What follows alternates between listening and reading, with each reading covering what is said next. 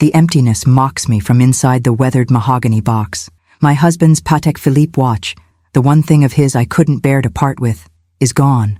My fingers trace the indentation in the velvet lining where it rested for 3 years since Will's death, still holding the shape of his most treasured possession. The watch his father placed in his palm on our wedding day, saying, "A Patek Philippe is never truly owned. It's merely looked after for the next generation." I sit on the edge of my bed, the Vermont morning light filtering through curtains Will and I picked out 30 years ago. Outside, spring pushes through the last stubborn patches of snow, but in here, winter has returned. My throat tightens as I run my fingers over the empty space again, as if my touch might conjure the watch back into existence. "Mom, you coming down for breakfast?" Jenna's voice floats up from downstairs, casual and light, completely at odds with the hollowness spreading through my chest. I close the box with a soft click and make my way downstairs, each step heavier than the last. At 68, my knees protest more than they used to, but today they seem to carry the weight of my suspicion. I've noticed things missing before, small amounts from my checking account, a silver frame, my mother's pearl earrings. I always said nothing, made excuses in my mind. But Will's watch? That I cannot ignore. Jenna is at the kitchen table scrolling through her phone, a half-eaten bagel on her plate. Sunlight catches on her new highlights, expensive ones I can tell, and glints off the designer sunglasses pushed up on her head. My daughter has always had expensive taste, even when her teacher's salary couldn't support it. Now, at 42, divorced with a 17-year-old daughter of her own, those tastes seem only to have grown. "Did you take your father's watch?" I ask without preamble, my voice steadier than I feel. Jenna doesn't look up immediately. When she does, there's a flash of something, guilt, defiance, before she shrugs. "Yeah, sold it." The air leaves my lungs, just like that. "You what?"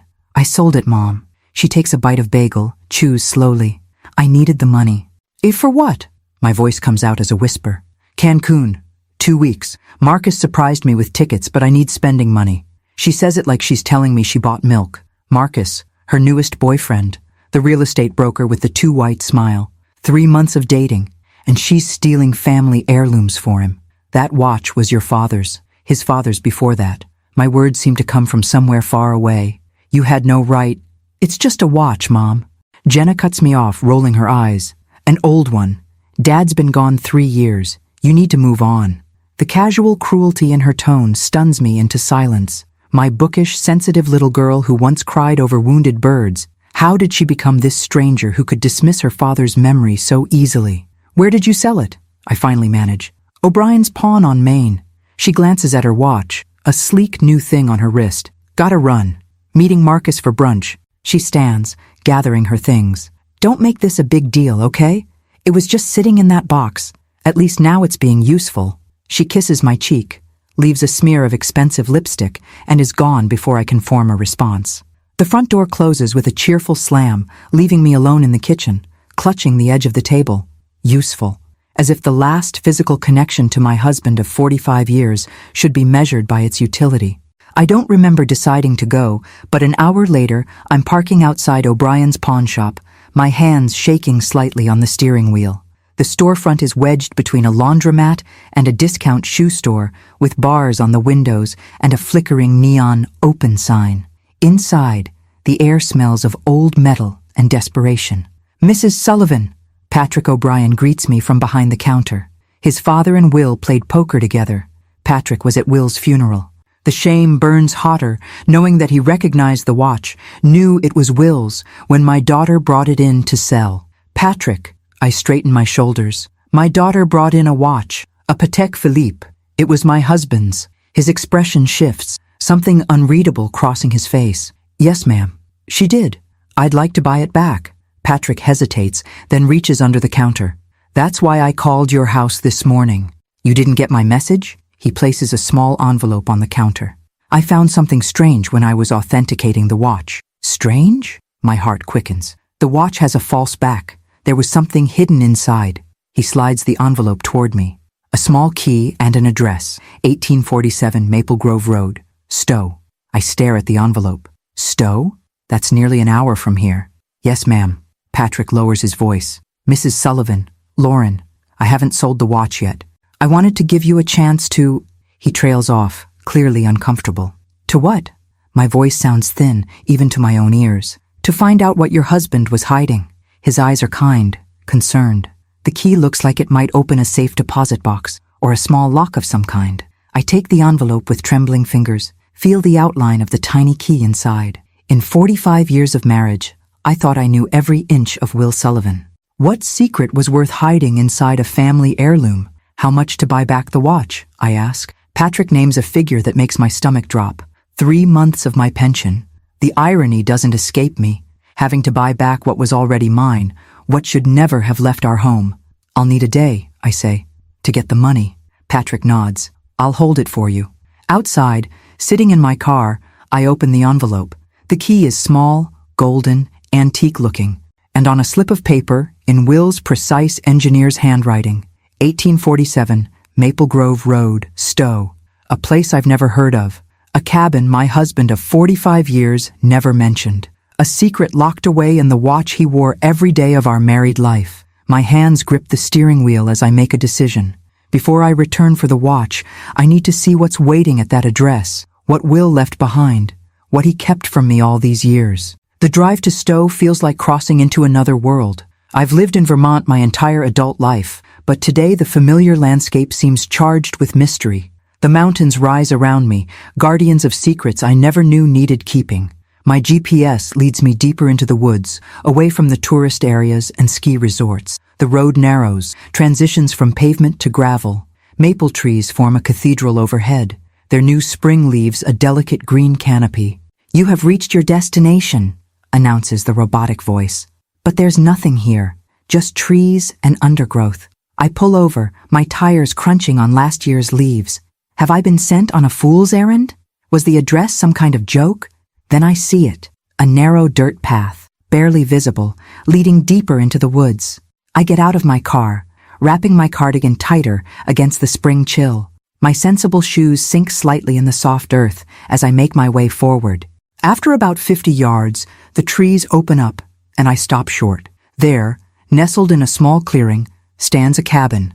Nothing fancy, just a simple structure of weathered wood with a small porch, a stone chimney, and windows with faded green shutters. It looks maintained, not abandoned. "Will," I whisper, "what did you do?" My heart pounds as I approach. There's a neat woodpile along one side, covered with a tarp.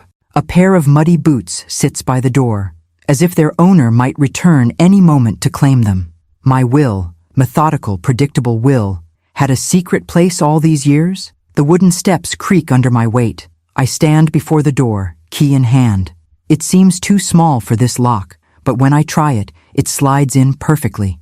One turn, and the door swings open on well-oiled hinges. The smell hits me first, Will's sandalwood aftershave, fainter but unmistakable. He was here, recently. But that's impossible. Will died 3 years ago. I step inside. The cabin is small but tidy. A main room with a stone fireplace, a kitchenette, a door that presumably leads to a bedroom. Bookshelves line one wall, filled with volumes I recognize from Will's collection. Engineering journals, poetry, philosophy, books I thought he'd donated before his death. On the mantel, photos. Us on our wedding day, Jenna's graduation, our granddaughter Allie's birth. All the same photos we have at home, duplicates kept here in this secret place. I sink into a worn leather chair, Will's reading chair, I realize with a jolt. The twin of the one we had at home. The one I gave away because I couldn't bear to see it empty every evening. "Why, Will?" My voice sounds hollow in the quiet cabin. "Why hide this place from me?" I notice something odd about the fireplace. The stones don't quite line up on one side. I approach, run my fingers along the seam, and feel a slight give. A hidden compartment. The small golden key fits another, tinier keyhole I almost missed. Inside, a metal box. My hands tremble as I lift it out. It's heavier than I expected. Inside, I find a stack of envelopes, each sealed and dated. 43 of them, each addressed to me in Will's familiar handwriting. I open the first one. "My dearest Lauren, if you're reading this, I'm gone. I've always suspected my heart would give out earlier than your stubborn one. The doctor gave me the news last month. I might have 5 years if I'm lucky. I'm 63 now, So that takes me to 68. We always talked about having 50 years together. I'm sorry we'll only get 45. I couldn't bear to tell you. Couldn't stand to see the worry in your eyes, the pity. So I made a plan instead. This cabin will be my project, my secret. And these letters, one for each year you might live after I'm gone, will be my way of staying with you. The first envelope contains this letter. The others contain my words for you. One letter for each birthday, until you're 98.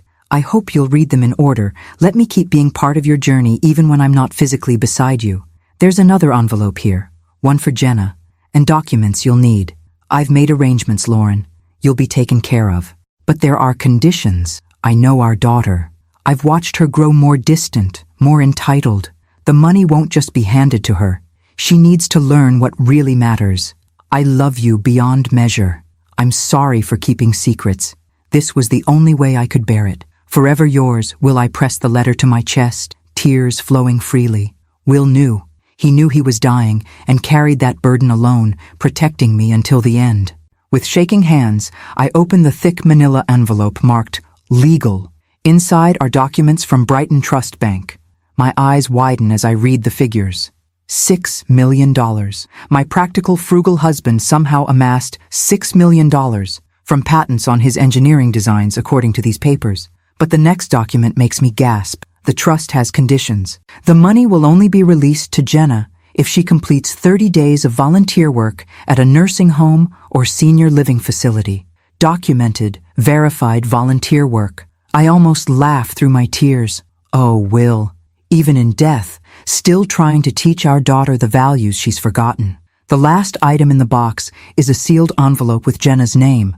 I hold it, feeling its weight. Whatever message Will left for our daughter, it's not for my eyes. I sit back in his chair, surrounded by pieces of my husband I never knew existed. 43 letters, a fortune with strings attached, a cabin in the woods where he came to, what? Prepare for death? Plan his legacy? The sunlight is fading. I should head back before dark, but a plan is forming in my mind, one that makes my heart race with equal parts fear and determination. Will left a roadmap. Not just for making sure we're financially secure, but for helping Jenna find her way back to the person she was meant to be. And I know exactly what I need to do. First, I'll tell Jenna I need to sell the house. Medical bills, I'll say. Will's treatments left us in debt. I'll tell her I've found a place at Sunset Gardens, the assisted living facility on the edge of town. Then I'll make a call to the administrator there, Dorothy Winters, my former student. I'll need her help with what comes next. I gather the letters, the documents, Jenna's sealed envelope. Tomorrow, I'll go back for Will's watch, and then I'll set Will's plan in motion. As I lock the cabin door, I whisper to the gathering darkness, I won't let you down, my love. Not this time. You're doing what? Jenna stares at me across the kitchen table, coffee mug frozen halfway to her lips. Her perfect blowout frames a face contorted with disbelief. Selling the house. I keep my voice matter-of-fact as I slide the real estate listing agreement toward her. Will's medical bills caught up with me. I can't afford to keep it anymore. But this is our home. Where will you go? Sunset Gardens. I busy myself wiping non-existent crumbs from the table. They have an opening next month. The old folks' home? Jenna sets her mug down with a thud. Coffee sloshes over the rim. Mom, those places are depressing. You can't be serious. I don't have a choice. I look up, meeting her eyes. Unless you have a spare room at your place? The flash of panic on her face would be comical if it weren't so painful to witness. My daughter, who once built blanket forts in my living room and begged me to let her strays sleep inside during storms, visibly recoils at the thought of making space for me in her life. My condo is tiny, Mom. And with Allie, she trails off, not bothering to complete the excuse. What about Dad's retirement fund? His life insurance? Gone. I push away the twinge of guilt at the lie. Between the hospital stays, the specialists, the medications insurance wouldn't cover. There's nothing left. Jenna slumps back in her chair. I see calculations happening behind her eyes, how this affects her, what inconveniences might ripple into her carefully curated life. What about the money from Dad's watch? She asks finally. The question lands like a slap. That money, I say carefully, keeping my voice steady, bought groceries last month.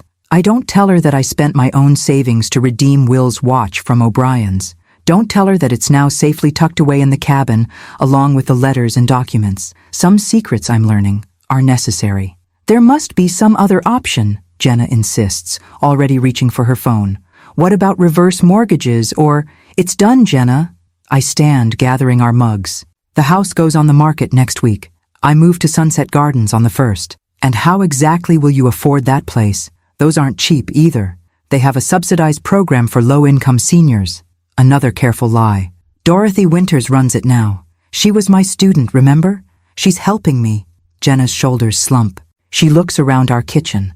The wallpaper Will and I chose 30 years ago, the marks on the doorframe tracking her growth, the window over the sink where we watched countless seasons change. For a moment, I see a flicker of the daughter I used to know, the one who understood value beyond price tags. Then her phone buzzes. She glances at the screen, and her expression brightens. Marcus, she explains, already texting back. Weren't you just in Cancun with him?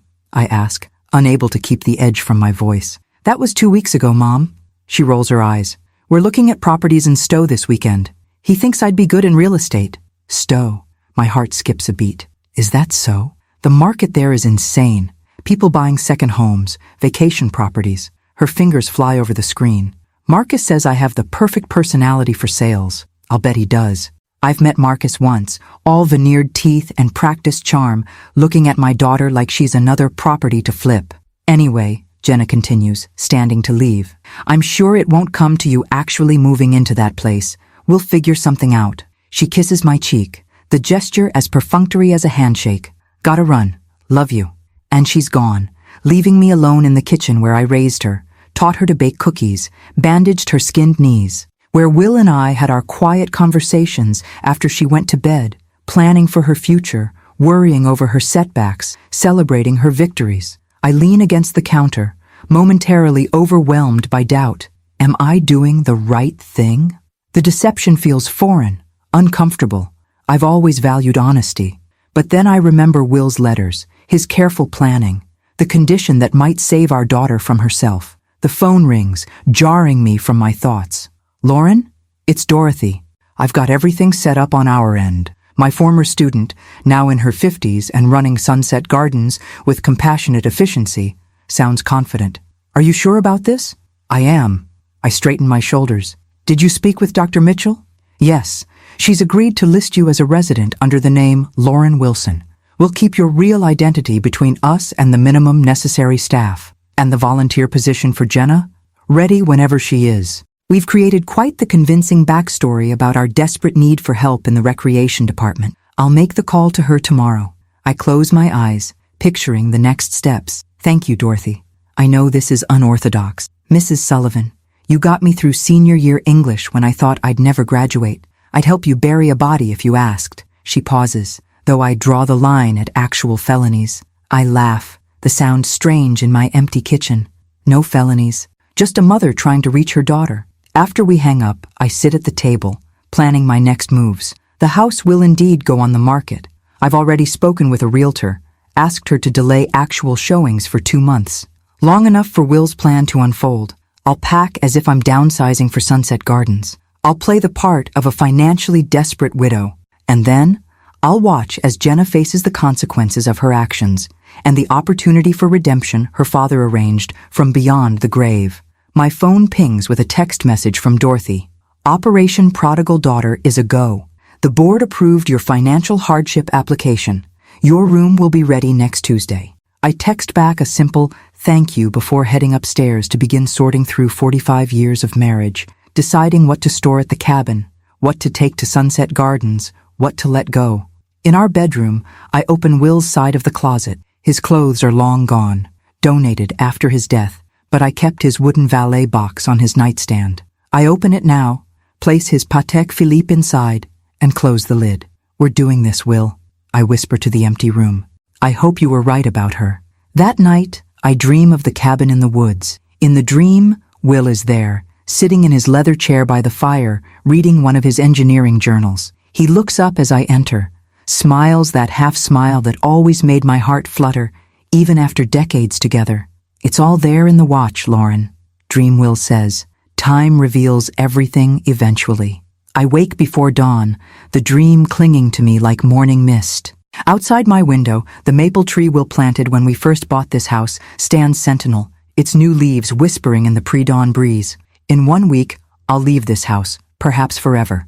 But I'm not afraid. For the first time since Will's death, I feel him beside me again, guiding me, partnering with me one last time to save the daughter we both love. The smell hits me first, antiseptic layered over old cooking and something else distinctly institutional. Sunset Gardens looks pleasant enough from the outside. Brick facade, neat landscaping, large windows letting in Vermont sunshine.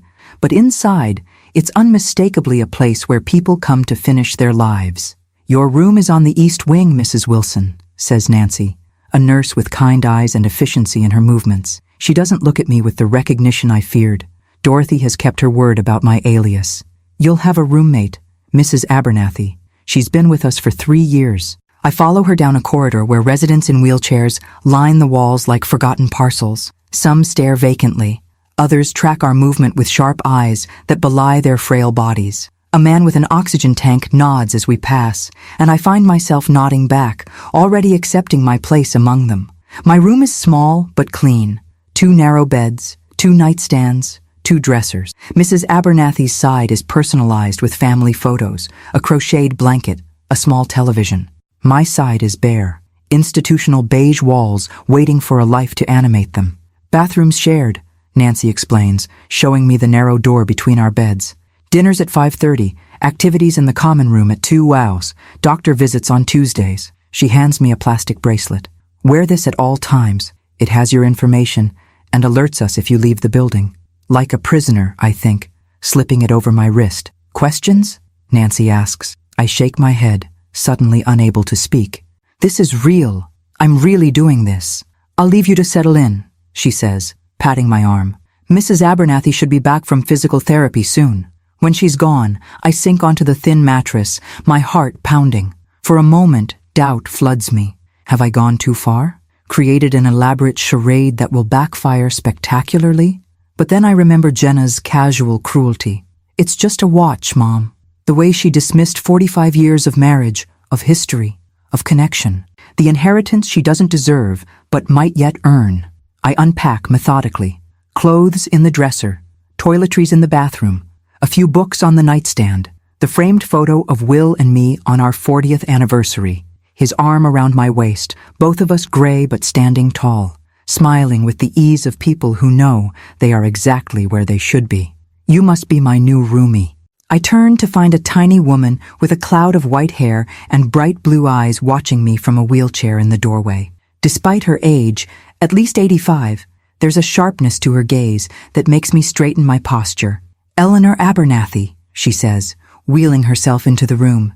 "They tell me you're Lauren Wilson, but your eyes say that's not quite right." My carefully constructed plan trembles at its foundation. Don't bother explaining." She waves a dismissive hand. "Everyone here has secrets. Some can't remember their own names. Others are reinventing themselves for their final act." She peers at me. "You don't look ready for your final act." I manage a smile. "I'm not planning on it being final." "Good answer." She wheels to her dresser, opens a drawer, and pulls out a chocolate bar. "Contraband," she explains with a wink. "My grandson smuggles them in. Want some?"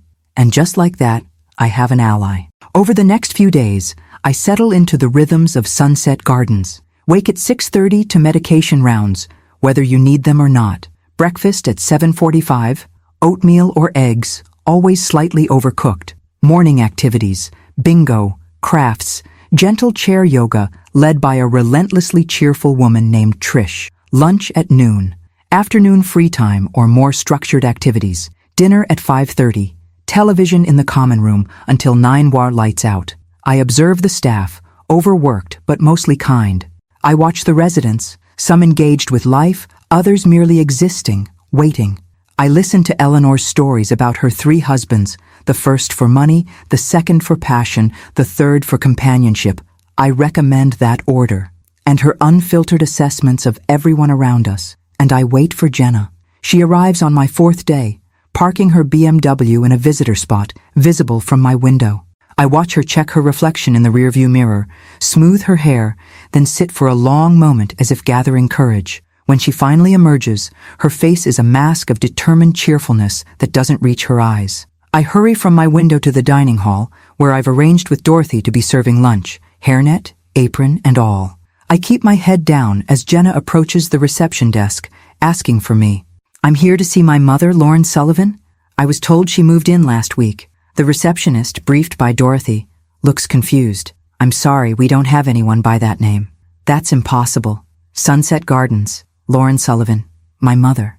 Let me check again. Keys click as she makes a show of searching the system. "No, I'm sorry. No Sullivan.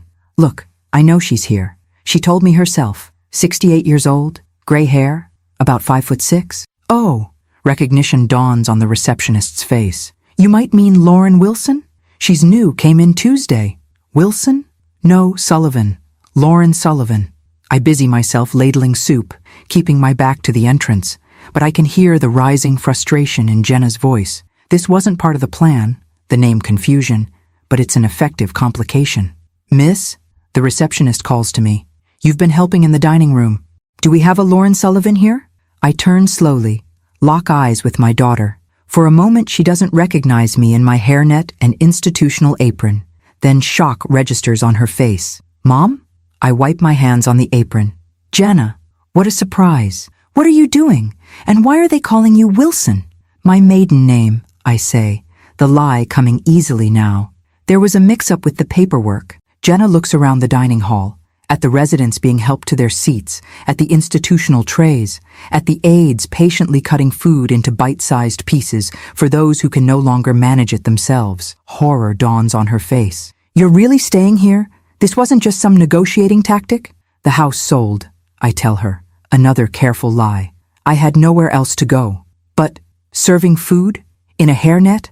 Mom, this is my way of reducing my fees," I interrupt. "If I help around here, they discount my stay. Every little bit helps." The dismay on her face is genuine. For all her flaws, Jenna never imagined her mother in such reduced circumstances. I see her struggling to reconcile the comfortable life she thought I had with this new reality. "Oh my God," she whispers. "This is because of the watch, isn't it? What I took from you. Mom, Miss Carlson?" Dorothy appears beside us, immaculate in her administrator's blazer. "I'm Dorothy Winters, the director here. May I have a word?" Jenna follows Dorothy in a daze, looking back at me with an expression I haven't seen since she was a child who realized she'd done something truly wrong. Not just broken a rule, but hurt someone she loved. I return to ladling soup, my heart pounding beneath my calm exterior. Phase 1 complete. Jenna has seen where her actions have led. Now for Phase 2, Will's condition for her inheritance. Eleanor wheels up beside me, holding out her tray for soup. "That's her, isn't it? The daughter who sold your husband's watch?" I nod, unable to speak past the lump in my throat. "Good," Eleanor says with surprising fierceness. "Let her see how the other half lives. My son didn't visit for 2 years until I pretended to forget his name. Sometimes they need to be reminded we're still here." I ladle soup into her bowl, a silent solidarity between two women who understand what it means to become invisible with age. "She'll be back," Eleanor predicts, wheeling away with her tray. "The guilty ones always come back." "I can't believe you're making me do this," Jenna hisses, struggling with the clasp of her volunteer badge. We stand in the narrow staff locker room, where she's changing from her designer blouse into the baby blue polo that marks Sunset Gardens volunteers. "I'm not making you do anything," I remind her, adjusting my own name tag. "Dorothy offered you the position. You accepted. Because she told me it was the only way they'd keep giving you the reduced rate. What was I supposed to do?" I say nothing, simply hand her a clipboard with the day's schedule. 30 days. That's what Will specified. 30 days of service before the trust would release the funds. Funds Jenna still knows nothing about. "Recreation assistant," Jenna reads from her badge with distaste. "What does that even mean?" "It means you help with activities, games, music, getting residents to and from the common areas." I check my watch, Will's watch, which I now wear concealed beneath the sleeve of my sweater. "Music therapy starts in 10 minutes. We should hurry." "We? You're not actually working here, Mom. You're a resident." I help out. I head for the door. It gives me purpose. The look she gives me is equal parts confusion and frustration. My daughter has spent 3 years avoiding the reality of aging, of loss, Now she's surrounded by it. Music therapy is led by a young man named Carlos with gentle eyes and a guitar worn smooth from use. Residents sit in a semicircle, some alert and engaged, others nodding off despite the upbeat folk songs. I help Mrs. Patel adjust her hearing aid, whisper encouragement to Mr. Dawson, who thinks he's too old to sing. Jenna stands awkwardly at the edge of the room until Carlos calls her over. "You must be our new volunteer. Great. Can you help pass out these tambourines and maracas?" I watch as she reluctantly distributes instruments, flinching when Mr. Thompson's arthritic hand brushes against hers, stiffening when Mrs. Rodriguez reaches out to touch her beautiful young skin. Discomfort radiates from her like heat. The session progresses, and something unexpected happens. Mr. Dawson, usually silent, begins to sing along to "You Are My Sunshine" in a wavering tenor. Mrs. Rodriguez, who barely speaks since her stroke, shakes her maraca in perfect rhythm. Mr. Thompson, slumped in his wheelchair, straightens when Carlos plays a Johnny Cash song, his foot tapping along. Jenna notices too.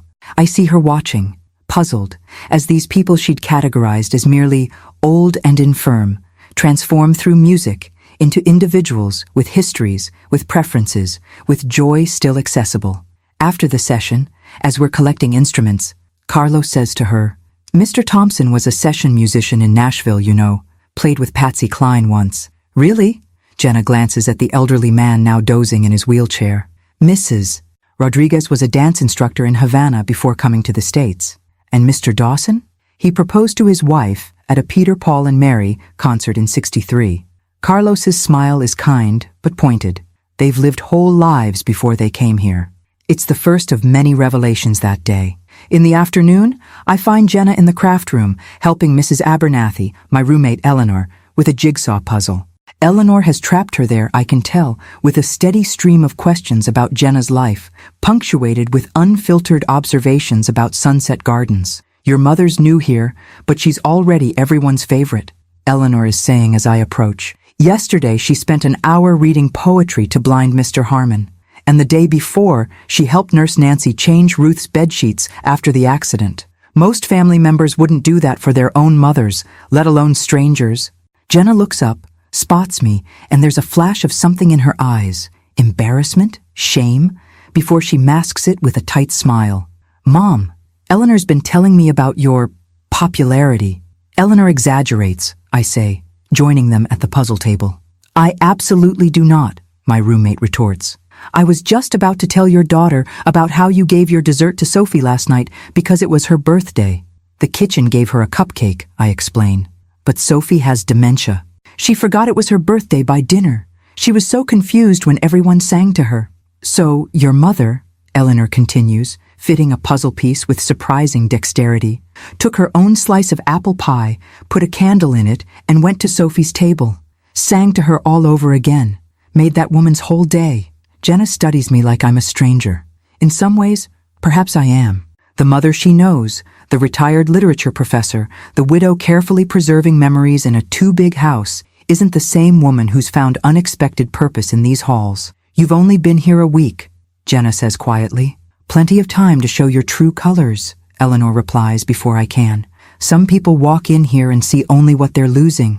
Others, like your mother, see what they can still give." She fixes Jenna with those sharp blue eyes. "Which kind are you, I wonder?" The challenge hangs in the air between them. I almost intervene, but something tells me to let Eleanor's words land.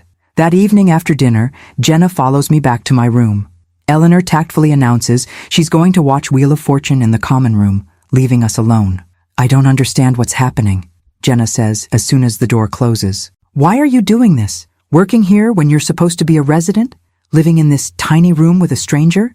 This isn't you, Mom, isn't it?" I sit on my narrow bed. "How would you know, Jenna? You see me once a month for Sunday brunch. You haven't really looked at me in years." The words come out sharper than I intended. Jenna flinches. "That's not fair." "No? When your father died, how often did you check on me? How many times did you offer to help with arrangements, with paperwork, with the thousands of details death leaves behind?" I smooth my bedspread, buying time to steady my voice. "You sent flowers in a casserole, then disappeared back into your life. I was grieving too," she whispers. "Yes, you were. We could have grieved together." I look up at her. this beautiful daughter who somehow slipped away from me. Instead, you treated his death like an inconvenient interruption to your schedule. Tears fill her eyes. Is that what this is about? Punishment? No. I soften my tone. It's about seeing, Jenna. Really seeing the people around you. Your father's watch wasn't just a thing to be sold when you wanted vacation money. The residents here aren't just old bodies waiting to die. I'm not just a mother who exists when you need something. She sinks onto Eleanor's bed, her professional facade crumbling. When I sold the watch, I didn't think it would matter so much. That's the problem. You didn't think. I reach across the space between us, take her hand. But now you have 30 days to start thinking differently. At the old folks' home, she says with a weak smile. At Sunset Gardens, I correct gently, where people have names and stories and dignity, even as their bodies fail them, even as the world forgets them. Jenna looks around the small room, at Eleanor's family photos, at my single picture of Will and me. I still don't understand why you're working here. Because I can, I say simply. Because it matters. She nods slowly, and I see the first crack in her armor, the first sign that Will's plan might actually work. I'll see you tomorrow then? She asks, standing to leave. 8 a.m. sharp. We're helping with breakfast. She grimaces but doesn't argue. At the door, she pauses. Mom, I'm sorry. About the watch. It's a start. Not enough, but a start. I know, I tell her. Day 1 down, 29 to go. By the end of her second week, Jenna has stopped wearing makeup to Sunset Gardens. Her designer clothes have been replaced by practical pants and comfortable shoes. The transformation isn't just external. I catch her sitting with Mr. Thompson during lunch breaks, listening to his stories about Nashville. She spends extra time helping Mrs. Rodriguez with her physical therapy exercises, their hands moving together in slow, deliberate motions. Your daughter's different, Eleanor observes as we prepare for bed on day 15. Less plastic. I smile at my roommate's bluntness. She's trying. She asked me about my husband's today. Actually listened to the answer. Eleanor arranges herself against her pillows with a satisfied sigh. Told her George was the best in bed, Stanley was the best in the kitchen, and Howard was the best with money. A woman needs all three, I said, but rarely finds them in the same man. Eleanor! I laughed despite myself, made her blush like a schoolgirl. Eleanor's eyes twinkle, but then she asked what I missed most about them. No one's asked me that in years. I think about this exchange the next morning as I watch Jenna helping Harold, our resident with advanced Parkinson's. His hands shake so badly he can't bring the spoon to his mouth without spilling. 3 weeks ago, Jenna would have called for an aide, uncomfortable with the intimacy of feeding another adult. Today, she sits beside him, gently guides the spoon, wipes his chin without flinching when he drools. Small bites, Harold, she says, her voice warm. No rush. We've got all morning. I turn away before she catches me watching, something tight and hopeful unfurling in my chest. Will was right. She needed this, to see aging up close, to confront mortality and dignity in the same moment, to provide care without expectation of return.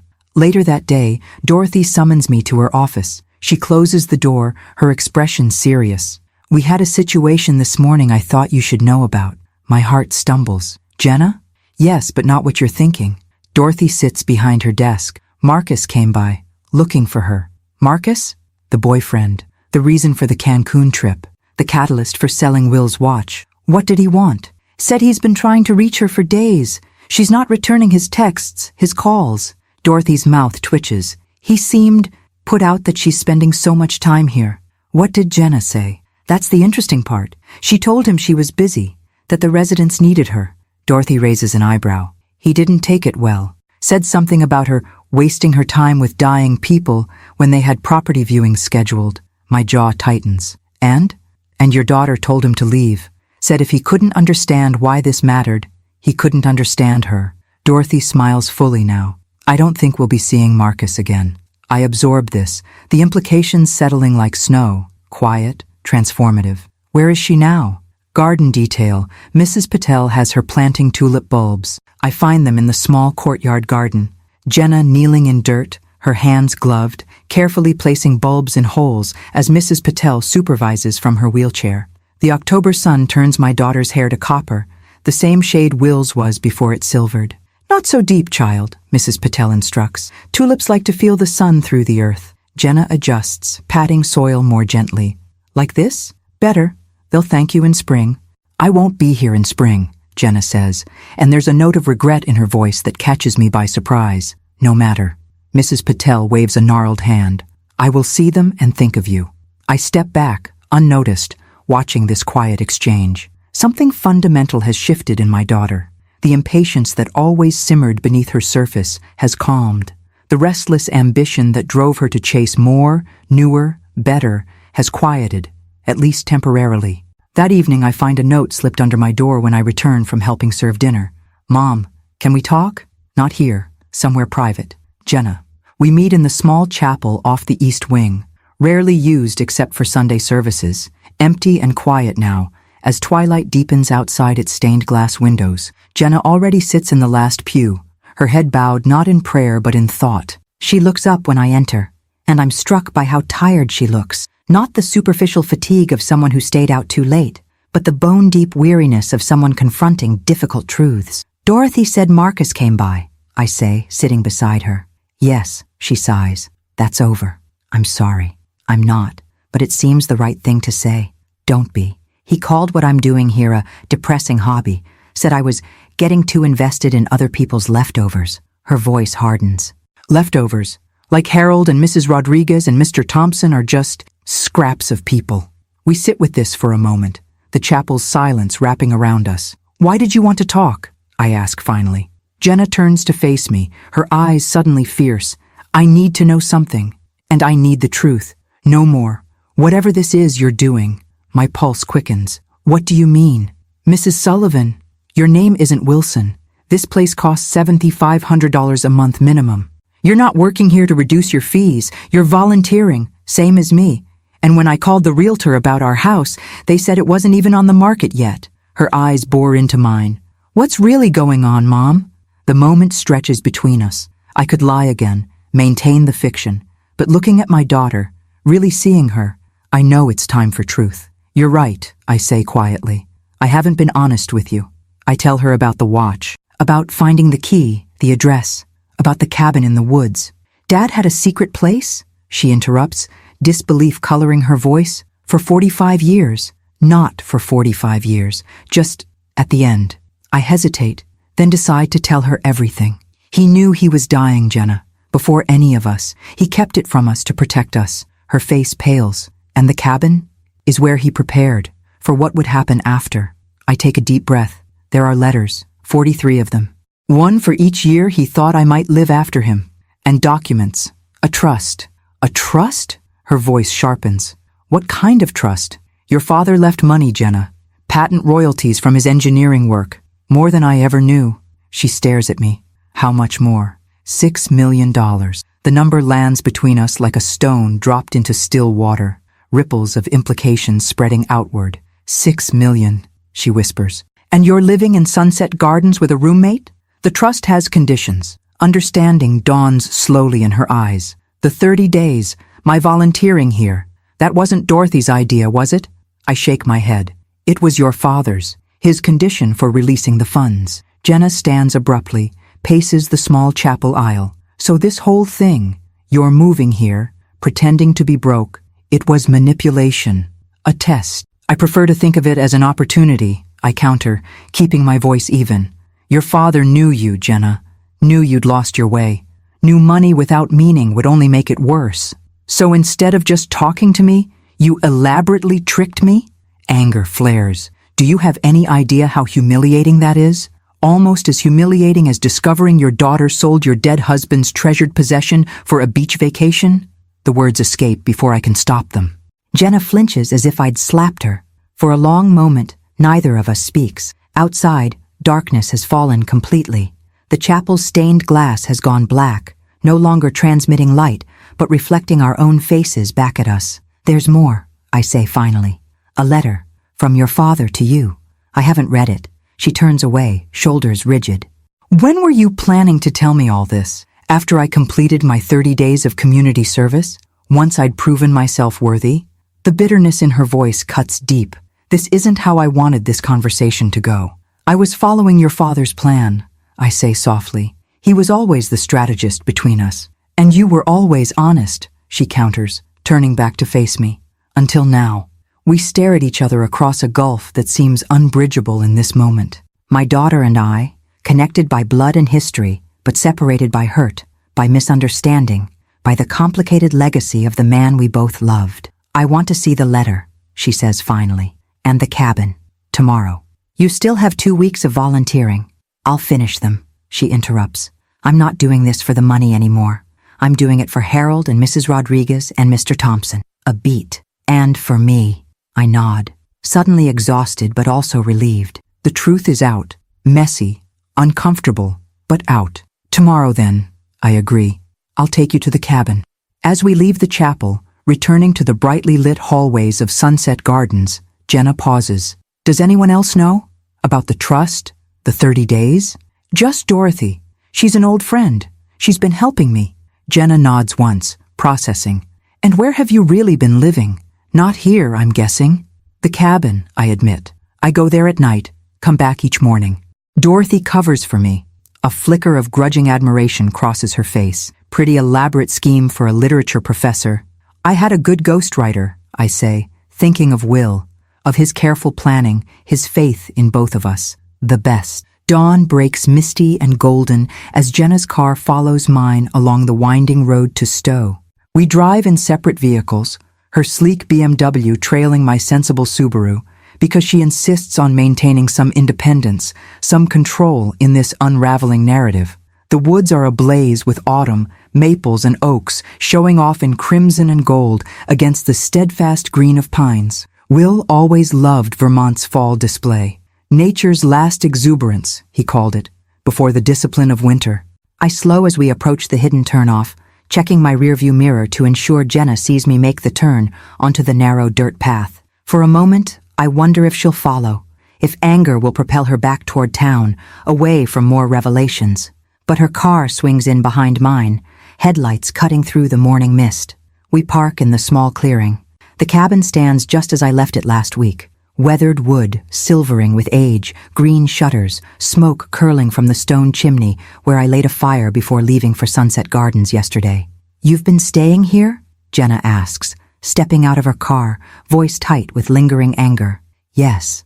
All alone in the woods? Mom, you're 68. I can't help but smile at her indignation. Your father was fixing this place up for years, apparently. It's comfortable. Safe. She follows me up the steps, hesitating at the threshold as if crossing it means accepting everything that's happened. Finally, she steps inside. The cabin welcomes us with the scent of wood smoke and coffee, the pot I set to brew on a timer before leaving. Morning light streams through east-facing windows, illuminating dust motes dancing in golden shafts.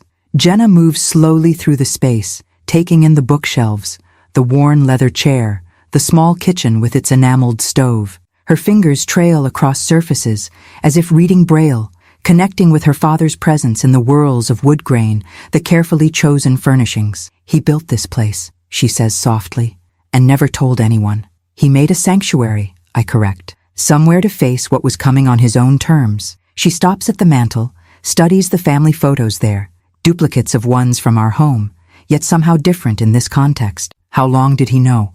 That he was dying? About a year, according to his letter. I move to the fireplace, kneel to open the hidden compartment. He had cardiomyopathy, progressive, untreatable. And he told no one? Not even you? I shake my head, feeling again that complicated mix of hurt and understanding, of betrayal and love. He wanted to protect us from a long goodbye.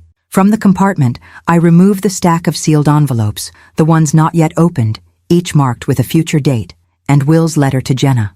I hold it out to her. She stares at the envelope as if it might bite. Her name written in Will's precise engineer's script, the slight smudge in the corner where his left hand would have rested as he wrote.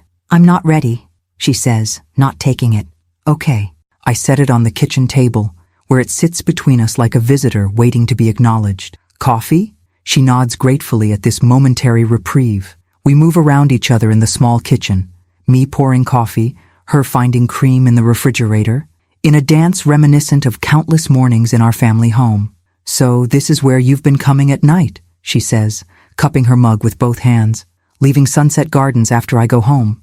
Yes, Dorothy's been covering for me. And the money? Where is it? In trust at Brighton Bank, untouched until the conditions are met. Jenna sits at the table, the letter just inches from her elbow. $6 million. She shakes her head in disbelief. Dad never cared about money. How did he even... Patents, I explain, joining her. Apparently, some of his early engineering designs became industry standards. The royalties accumulated. He invested wisely and never told us. There's hurt beneath the words. Never used it to make life easier. Your father believed in earned comfort, not excess. I smile at a memory. Remember how he kept driving that old Volvo, even when the heat only worked on the passenger side? You and I would be toasty warm, and he'd be there with his gloved hands on the wheel, refusing to replace it because it still works fine. A reluctant smile tugs at Jenna's lips. He patched the dashboard with duct tape, so embarrassing when he picked me up from school. He saved where it didn't matter to spend where it did. Your education, the house, his books. I gesture around the cabin. This place, apparently. Jenna's smile fades as her gaze returns to the letter. Slowly, she reaches for it.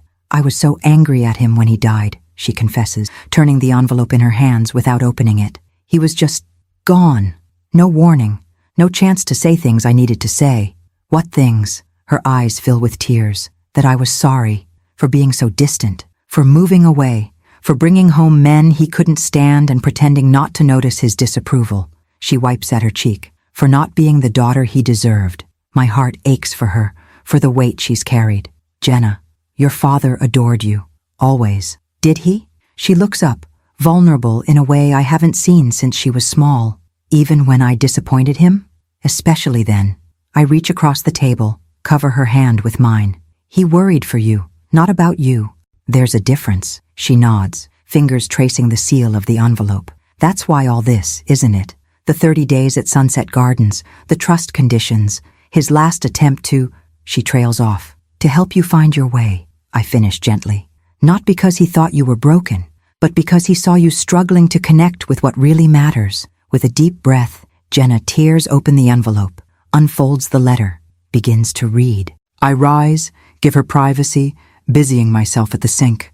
Behind me I hear the occasional sharp intake of breath, a muffled sob. Through the window, I watch a cardinal land on the woodpile, brilliant red against weathered gray. Will built a bird feeder that hangs from the porch eave. Of course he did. Even in his secret sanctuary, he thought of nurturing other creatures. Mom. Jenna's voice is thick with tears. I turn to find her standing, the letter clutched in her hand. You need to read this. I take the pages from her, noting how her hand trembles. Will's familiar handwriting fills the sheets. The slight backward slant, the precise spacing, the way his G's curl with an extra loop. My eyes catch phrases as I scan. Proud of your strength. Never doubted your heart. Lost your way. The money means nothing if, and finally, the lines that must have broken her open. Forgive an old man's manipulations. I know no other way to reach you from beyond. Remember that everything I've done, the cabin, the trust, the conditions, comes from love. And love, Jenna girl, is the only legacy that matters. When I look up, my daughter stands before me transformed, not by the promise of inheritance, but by the weight of forgiveness freely given. He knew me so well, she whispers, better than I knew myself. He was your father, I say simply. It was his job to see you, even the parts you tried to hide. She steps forward, and suddenly we're embracing. My tall, strong daughter folding herself against me like she did as a child after nightmares. I hold her as she cries, her tears soaking into my shoulder, her body shaking with the release of grief, too long deferred. I've been so lost, she murmurs against my neck, so focused on having things that I stopped caring about people. About you. She pulls back, meets my eyes. I'm sorry about the watch. God, I'm so sorry. I know. I brush hair from her damp cheek. And I'm sorry too, for the deception, for not trusting you with the truth. You were following his plan. Yes, but maybe we both needed to find our own way through this. I gesture to the cabin around us, to the life Will created in secret. He gave us the map, but the journey, that's ours. Jenna nods, wipes her eyes. So what now? I smile, feeling lighter than I have in weeks. Now, we finish your 30 days at Sunset Gardens, not for the money, but because there's work still to be done there. People who need us. And after? I think of Eleanor, of Harold, of all the residents who've become part of our lives these past weeks. After we decide what legacy we want to build with what your father left us. All of what he left us, not just the money. Jenna looks around the cabin one more time, taking in this place where her father faced his mortality alone, where he crafted his final gift to us both. He'd want us to use it well, she says finally, to make a difference. Yes, I agree, thinking of Will's practical generosity, his quiet conviction. That's exactly what he'd want. As we prepare to leave, Jenna pauses at the door, looking back at her father's letter on the table. Can I keep it? The letter? Of course, it's yours. She folds it carefully, tucks it into her purse. You know, for a literature professor and an engineer, we're not very good at communication, are we? All these secrets, these unspoken feelings. I laugh softly. Perhaps that's our next project then, learning to speak our truths while we still can. Together, we step out into the autumn morning, locking the cabin behind us. As we walk to our cars, Jenna looks up at the canopy of color overhead. Dad loved fall, she says. Nature's last exuberance, I quote, before the discipline of winter. She smiles, recognizing his words. He was right about so many things. Yes, I agree. Watching my daughter's face in the dappled sunlight, he really was. The final 2 weeks of Jenna's volunteering at Sunset Gardens take on a different quality, now that truth has replaced deception. I've moved officially into the facility, my mysterious nocturnal departures no longer necessary, taking up permanent residence with Eleanor, who declares herself delighted to have a roommate with all her marbles for a change. Today marks day 28 of Jenna's 30-day commitment. I watch from the doorway of the craft room as she helps Mr. Thompson with his painting, his hands too unsteady to manage the brushes alone, her hands steadying his, guiding the colors across canvas. A little more blue there, he instructs, his voice stronger than his body. That's it. Now blend it with the white. See how it makes the sky come alive? Jenna follows his directions, her focus complete. The woman who once couldn't sit still through a family dinner without checking her phone now spends hours in slow, patient collaboration with hands that have known 89 years of work and wear. My daughter used to paint with me, Mr. Thompson says, his voice dropping to a whisper. Before she got too busy, too important for her old dad. I see Jenna's shoulders tense slightly. When did you last see her? 5 years ago? Maybe 6? He shrugs, the movement barely perceptible. Christmas cards, birthday calls that get shorter every year. Have you tried calling her? Jenna asks. Mr. Thompson's laugh holds more sorrow than humor. Tried, left messages. She's always about to call back, always just heading into a meeting, always promising soon. The parallel isn't lost on Jenna. I see her swallow hard, continue blending colors. What's her name? Your daughter? She asks. Margaret. Maggie when she was little. His roomy eyes focus on some middle distance, seeing a child long grown. Smartest girl. Could have done anything. Chose business. Makes more money than I ever saw in my lifetime. But doesn't have time to visit. Jenna finishes softly. Time. Mr. Thompson nods slowly. Funny thing about time. When you're young, you think it's endless. Spend it like water. When you're old, every minute becomes precious. But by then, no one has time for you anymore. The painting takes shape beneath their collaborative hands. A Vermont landscape in autumn, mountains ablaze with color reflected in a still lake. There's real talent in the composition, in the play of light across water. Talent going unused in this place of forgotten people. Later, Jenna finds me in the garden, where I'm helping Mrs. Patel prepare her beloved roses for winter. Did you know Mr. Thompson was a professional artist? Jenna asks without preamble. I straighten, wincing as my back protests. Yes, he has some paintings in galleries in Burlington still, I believe. And Mrs. Rodriguez was a dance instructor? And Harold was some kind of physicist before Parkinson's took his mobility? I nod, brushing dirt from my gloves. Yes, all these accomplished, talented people just warehoused here. Anger edges her voice. Their families visit maybe once a month, if at all. They're just killing time until... She doesn't finish the thought. Doesn't need to. That's how our society works, I say gently. We celebrate youth, productivity, beauty. We hide away aging, decline, death. It's wrong. Jenna's conviction surprises me with its intensity. Mom, it's so wrong. These people have so much to give still, so much to teach. Mrs. Patel looks up from her roses, her gnarled hands stilling. You sound like your mother now, she observes with a smile. When she first came, she said the same thing. Jenna flushes slightly, then laughs. I guess wisdom runs in the family. Speaking of family, I say, helping Mrs. Patel to her feet. Have you talked to Allie lately? Jenna's face clouds, briefly. She's still angry at me for abandoning her to volunteer here. 17-year-olds aren't known for their understanding. Bring her, Mrs. Patel suggests, brushing dirt from her pants. Let her see what her mother has been doing. Young people fear what they don't understand. Show her, and the fear becomes knowledge. That evening, Jenna and I sit in Dorothy's office, reviewing the documents for the trust. The 30 days are nearly complete, and soon the funds will be released. $6 million, Jenna says, still sounding incredulous. What are we going to do with it? Dorothy slides another folder across her desk. If I might make a suggestion, inside are financial statements for Sunset Gardens, operating costs, staffing budgets, revenue projections. The bottom line is highlighted in alarming red. You're losing money, Jenna observes. Hemorrhaging it, Dorothy confirms grimly. Corporate wants to convert more rooms to the premium tier, private suites at twice the cost, fewer staff, more profit. Those who can't afford it would be transferred to state facilities. State facilities? I think of Eleanor, of Harold, of Mr. Thompson and his paintings, but that would separate couples, friends, people who've built community here. That's not their concern, Dorothy says, her mouth a tight line. Sunset Gardens was family-owned when I started, got bought by Health First Senior Living 3 years ago.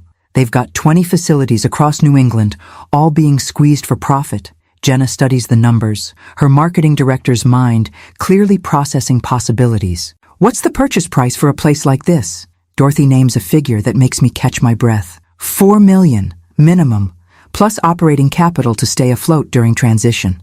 So, $6 million, give or take. Jenna looks up at me, something kindling in her eyes. Mom?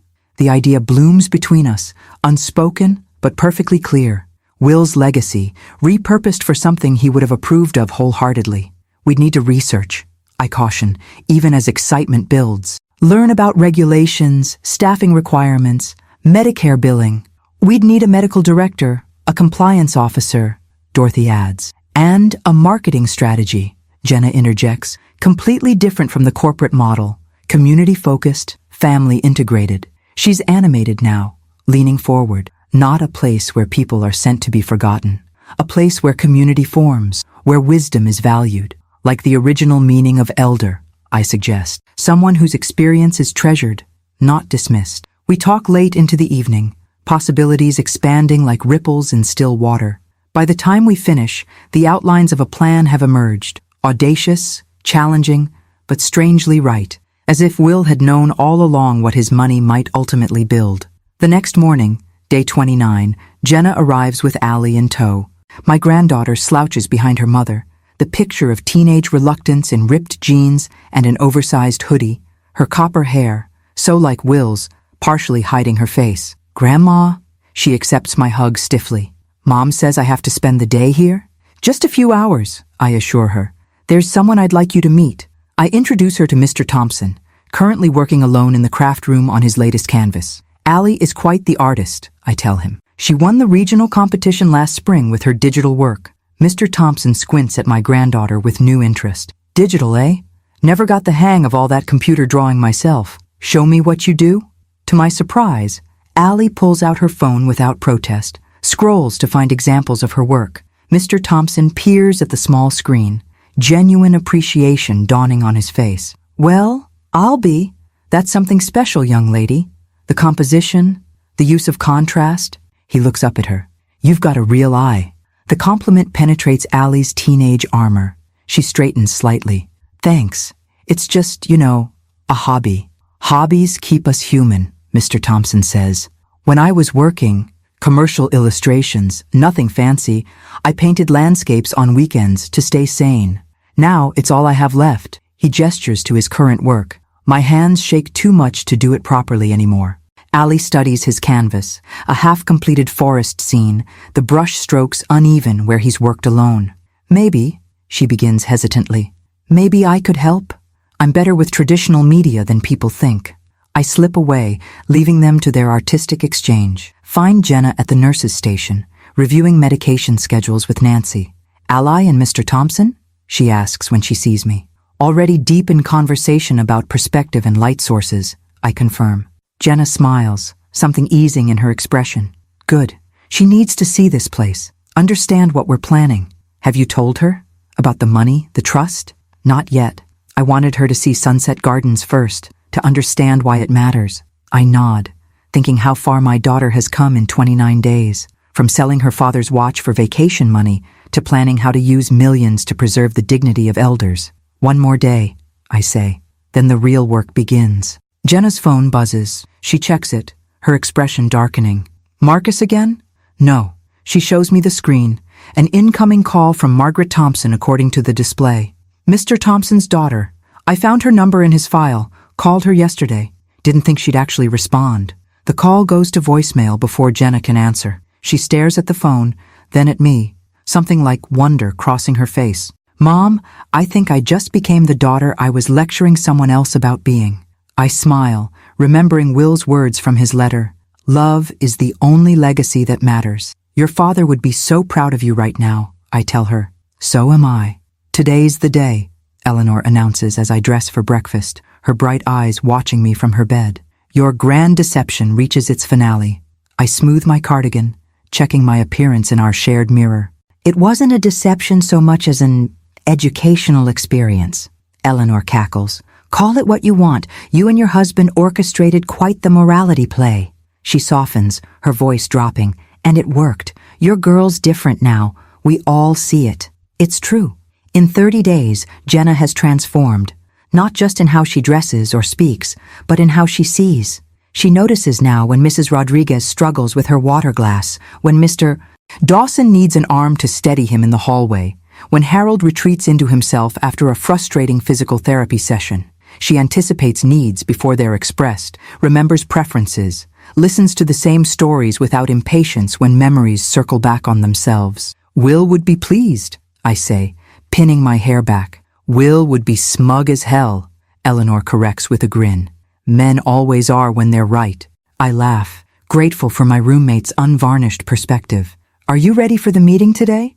Eleanor's expression turns serious. Born ready, honey.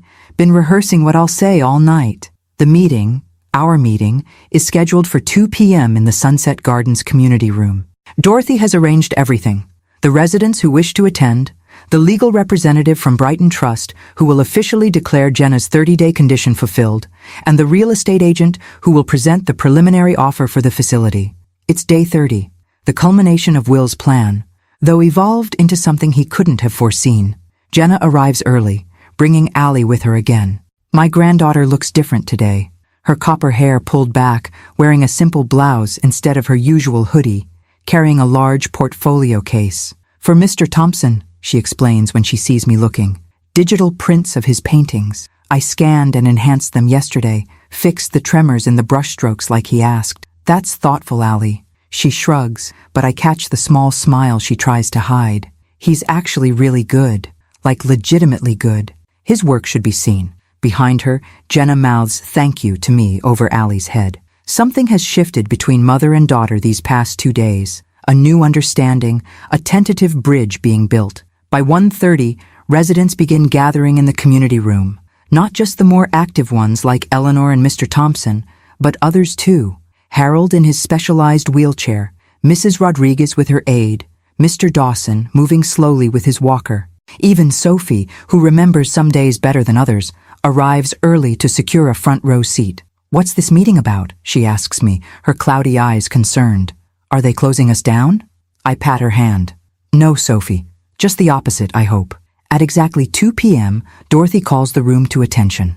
Beside her stand a distinguished man in a charcoal suit, Mr. Palmer from Brighton Trust, and a woman with a leather portfolio, Cynthia Wells from Eastern Vermont Realty. Thank you all for coming, Dorothy begins. Today marks a significant moment for Sunset Gardens.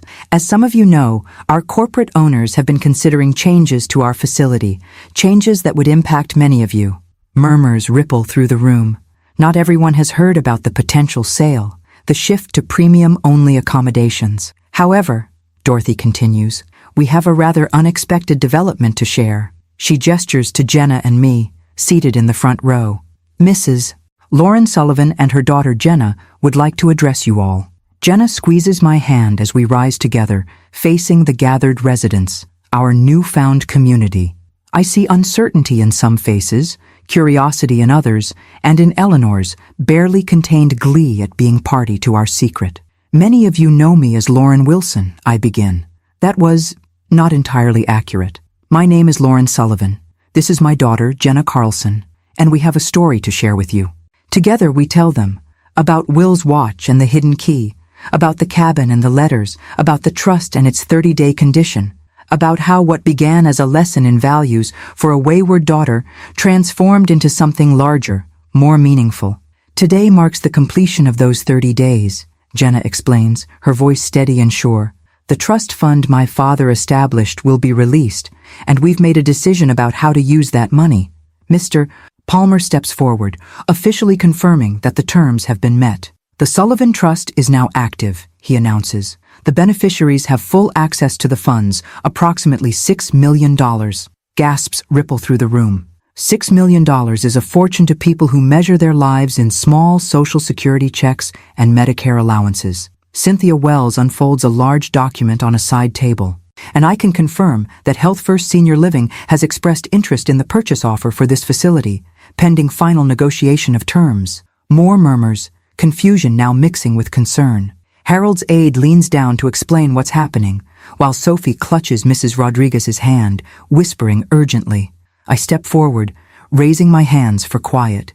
Let me be clear about what this means. My daughter and I, along with a board of advisors that will include some of you, are purchasing Sunset Gardens. The room erupts. Questions, exclamations, disbelief. Not to continue business as usual, Jenna adds quickly, but to transform it, to create the kind of place my father would have wanted for his wife, for himself, for all of you. Eleanor wheels herself forward, joining us at the front of the room. I've seen their plans, folks, she announces, her voice cutting through the commotion. And as your unofficial but entirely self-appointed representative, I approve. Laughter breaks the tension.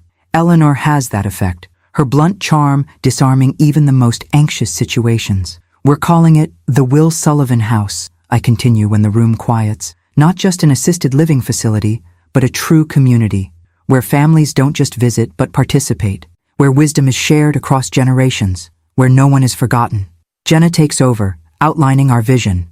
Lower costs for residents through the Trust's subsidy, family involvement requirements for all residents, art therapy, music programs, and education initiatives bringing younger people into regular contact with elders, dignified medical care that respects autonomy, and most importantly, a community model that recognizes the ongoing contributions of its eldest members.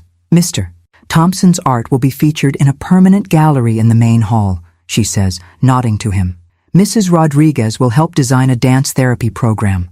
Harold's expertise in physics will inform science programs we'll offer to local schools. As she speaks, I watch the faces around us, skepticism giving way to cautious hope, then to genuine excitement. These people, so accustomed to diminishing horizons, suddenly glimpse new possibilities. We can't do this alone, I add when Jenna finishes. We'll need your help. Your ideas, your wisdom, your participation in creating something new. Eleanor raises her hand. I volunteer to be on that advisory board. Someone needs to keep you two honest. Mr. Thompson raises his trembling hand next. I'd like to help too, if you'll have me. One by one, hands rise. Harold's, shakily. Mrs. Rodriguez's, determined. Mr. Dawson's, tentative but present. Dorothy steps forward, visibly moved. I think it's fair to say you have your advisory board, Mrs. Sullivan. Mr. Palmer clears his throat. There are many details to work through. Legal structures, operational transitions, regulatory approvals. This won't happen overnight. We understand, Jenna acknowledges. But we're committed to this path. My father taught me, her voice catches. My father taught me that true wealth isn't measured in dollars, but in how we care for one another. As the meeting dissolves into excited conversations, Allie approaches, her portfolio under her arm. So we're like buying this place? With Grandpa's money? That's the plan, I confirm, watching her expression carefully. She considers this, her 17-year-old face serious beyond her years. So instead of using it for, I don't know, a beach house or whatever, we're using it for old people? These old people have names, Jenna reminds her gently, and stories, and wisdom we need. Allie looks across the room to where Mr. Thompson sits, examining the prints she brought him, his gnarled fingers tracing the enhanced lines of his own work, wonder evident on his face. Yeah, she says slowly. I guess they do. She hesitates. Can I help? With the art stuff, maybe? Mr. Thompson's been teaching me about brush techniques. We'd love your help, I tell her, heart full at this glimpse of the compassionate young woman emerging beneath the teenage exterior. As the afternoon progresses, I find a quiet moment to slip away. In a corner of the garden, I take out Will's watch, the Patek Philippe that started this journey. Its weight is familiar in my palm, its ticking a steady heartbeat, connecting past to present. We did it, Will, I whisper to the autumn air. Not exactly as you planned, perhaps, but I think you'd approve of the improvisation. The watch gleams in the late afternoon sunlight, its hands sweeping steadily forward, marking not just hours and minutes, but the beginning of something Will never could have anticipated when he hid that small key in its secret compartment. A legacy larger than money, more enduring than property. A legacy of connection, of recognition, of dignity preserved. The watch keeps ticking in my palm, steady as a heartbeat, moving forward, always forward, into whatever time remains. 6 months pass in a whirlwind of paperwork, meetings, renovations, and reinvention. The Will Sullivan House, no longer Sunset Gardens, has transformed not just in name, but in spirit. The walls have been repainted in warm colors chosen by the resident advisory board. The institutional cafeteria has been replaced with a communal dining space where residents, staff, and family members share meals at round tables. The sterile activity room has become an art studio, a library, and a music room, separate spaces that honor individual interests. Most importantly, the atmosphere has shifted. There is purpose here now, a sense that this is not a way station before death, but a vital community where elders contribute, teach, and continue to grow. I stand at the window of what was once Dorothy's office, now a shared space where residents and staff collaborate on house matters. April sunlight streams through new windows, illuminating the courtyard garden where Mrs. Patel's tulips, planted by Jenna last fall, have burst into vibrant bloom. Penny for your thoughts, says a voice behind me. Eleanor, her wheelchair now customized with a colorful hand-painted design created by Allie and Mr. Thompson's collaborative art program. Just marveling at how much has changed, I tell my friend, who is no longer my roommate now that the double rooms have been converted to singles, but who remains my closest confidant. For the better, she declares. Though I still think the food could use improvement. I've told that chef a dozen times that his meatloaf needs more seasoning. I laugh. Eleanor's forthright opinions have made her a valuable member of the advisory board, even if the young chef occasionally hides when he sees her approaching. Where's that daughter of yours? She asks, wheeling beside me to look out at the garden. I haven't seen her today. Meeting in Stowe, I explain. The bank that holds the cabin mortgage. She's finalizing the paperwork. We've kept the cabin, Will's secret sanctuary, but with new purpose. It will become a retreat space, a place where families can stay while visiting residents, where staff can decompress, where the intergenerational programs we've developed can host nature experiences beyond the facility grounds. Smart woman, your daughter, Eleanor observes. Never thought I'd say that, considering how she was when she first came here selling watches for vacation money. People change, I say, thinking of Jenna's transformation, from reluctant volunteer to passionate advocate, from self-absorbed consumer to community builder, when given the chance to see themselves clearly. Speaking of change, Eleanor says, gesturing toward the entrance where Dorothy is greeting a visitor, a woman in her 50s with a familiar posture. Isn't that Margaret Thompson? It is indeed. Mr. Thompson's long-absent daughter has become a regular visitor over these past months. Her initial guilt at Jenna's outreach call having evolved into genuine reconnection with her father. Today she carries a large flat package wrapped in brown paper, a painting, most likely, for the growing Thompson gallery that now lines our main corridor. Another for the collection, I note with satisfaction. Good thing too, Eleanor says. Thomas won't be with us forever. already outlived the doctor's predictions by 3 months. Mr. Thompson's cancer diagnosis came just as our renovations began. Terminal, the doctor said, 3 months at most, but surrounded by renewed purpose, by his daughter's presence, by young artists like Allie who seek his mentorship. He has defied those predictions. Each day, he sits in the studio, hands shaking, but spirit steady, creating one more canvas, sharing one more technique, leaving one more piece of himself behind. "Lauren!" Dorothy waves me over. "Jenna's on the phone, says it's important." I hurry to the office, pick up the receiver. "Jenna, everything okay?" "Better than okay." My daughter's voice brims with excitement. "I just left the bank. Mom, you won't believe what I found." "What is it?" "Another letter. From Dad.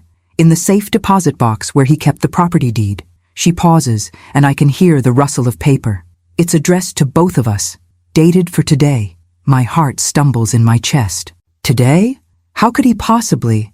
I don't know. But the envelope says, "To be opened April 15th, 2025, 6 months after the trust activation." That's today, Mom. Exactly today. Will. My brilliant, methodical, forward-thinking Will. Somehow planning not just for the trust's activation, but for what might come after. "Don't open it," I say quickly. "Bring it here. We'll read it together." "I'm already on my way." I hang up the phone, my mind racing. What final message did Will leave for us? What could he possibly have anticipated about our lives 6 months after his carefully constructed plan unfolded? Good news or bad? Eleanor asks as I return to the window. "I'm not sure," I admit.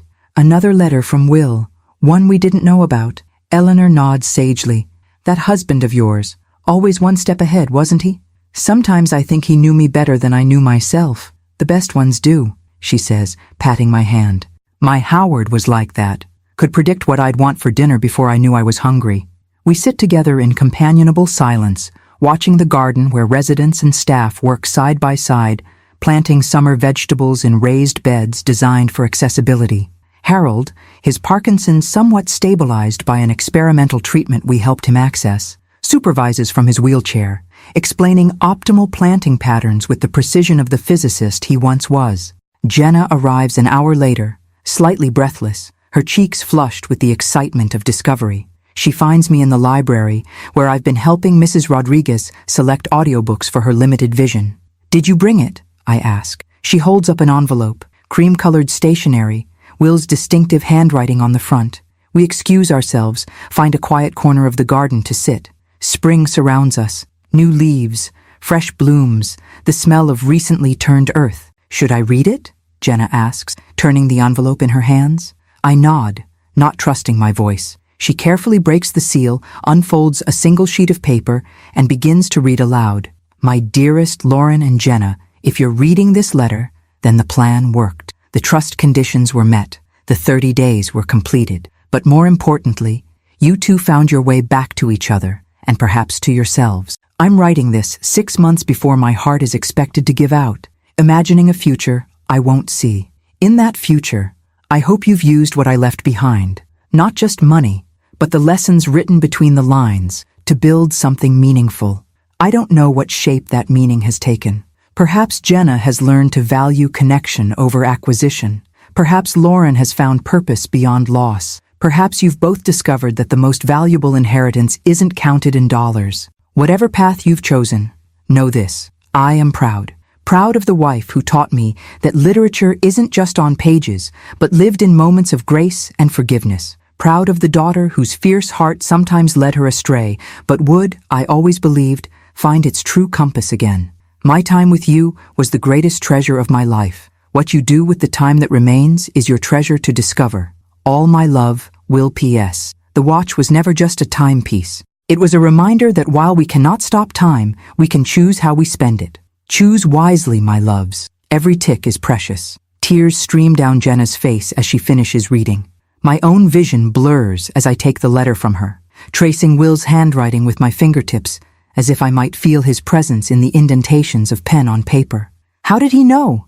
Jenna whispers. "How could he possibly have known what we would do with the money?" "He didn't," I realize, understanding blooming like the tulips around us. "He just knew us, knew that given the chance to truly see, to see each other, to see what matters, we would make the right choice. Jenna takes my hand, her fingers warm against mine. The Will Sullivan house. Do you think he'd be pleased? I look around at what we've created.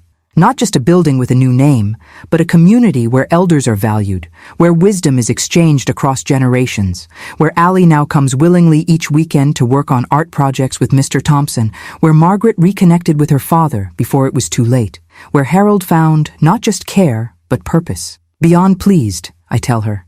I think he'd be astonished at what his watch has built. From my pocket, I take the Patek Philippe, restored, polished, still keeping perfect time. In the months since our journey began, I've worn it every day, a tangible connection to Will. But today feels different, a completion of sorts. Your father once told me that a Patek Philippe is never truly owned, I say, holding the watch out to Jenna. It's merely looked after for the next generation. She stares at the watch, understanding the significance of the gesture. Mom, no, it's your connection to him. I don't need the watch for that connection anymore, I tell her, placing it in her palm. I see him every day in what we've built here, in the lives we're touching, in you. Jenna's fingers close around the timepiece, tears spilling freely now. What if I lose it, or break it, or... You won't, I say with certainty. You understand its value now, not its price, its value. She nods, carefully fastening it around her wrist. The watch, too large for her, slides slightly, but she adjusts it with reverence. Time, she says softly, echoing Will's words. We can't stop it, but we can choose how we spend it. And who we spend it with, I add, taking her hand again. Together, we walk back toward the house that bears Will's name.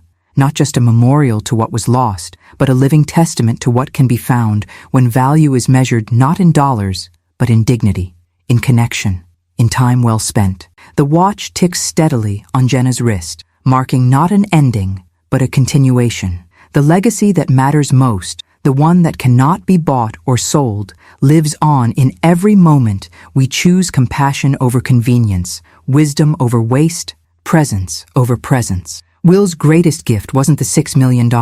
It was the time he gave us to discover what truly matters, before it was too late.